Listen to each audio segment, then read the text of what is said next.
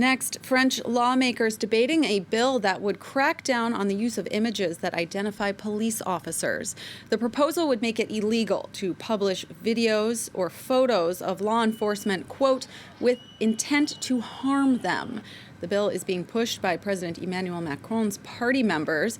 Critics are warning it's a danger to press freedoms and could protect officers who commit violence. France 24 senior reporter Chris Moore joins us on set for more on this. Chris, can you further explain for us the controversy on both sides of this proposed law? Well, it's a law proposed law, brought in by two MPs from Emmanuel Macron's ruling party. It's being defended by the Interior Minister Gérald Darmanin, relatively recently appointed, a man who has been doing his best to kind of develop a bit of a hard man reputation. Now, the centre of the controversy is Article 24, which, as you said, has this slightly unclear clause about this idea of identifying police via videos and photos with the intent to cause harm.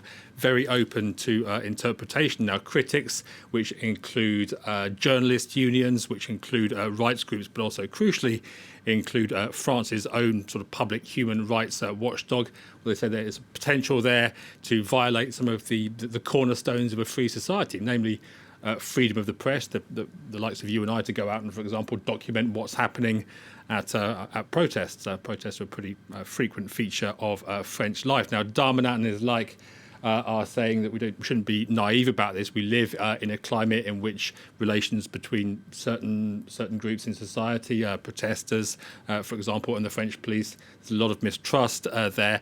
And the reality, he says, is that police officers feeling and being threatened, not just in the line of duty, but during their private lives, for example, with rape threats being made towards female officers.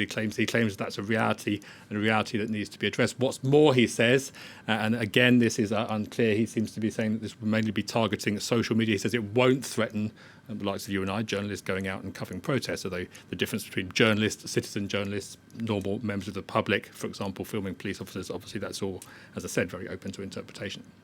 Can you explain a little more what led to this law being proposed? Like, were there specific instances where lawmakers feel like this is really necessary in France?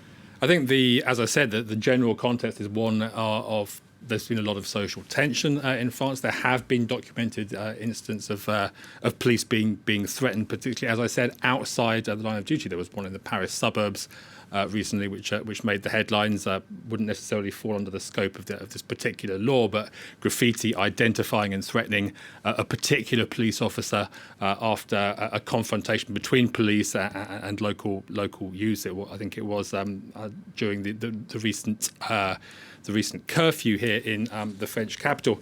As I said, Darmanin says this is a real threat. But as I said, there is real fear from those rights organisations saying this is a threat to freedom of the press, open to interpretation. Let's say we're at a protest, we decide to film a police officer. Who decides whether or not that could at some point cause harm? Is it then just shut down? You're not given the right to film.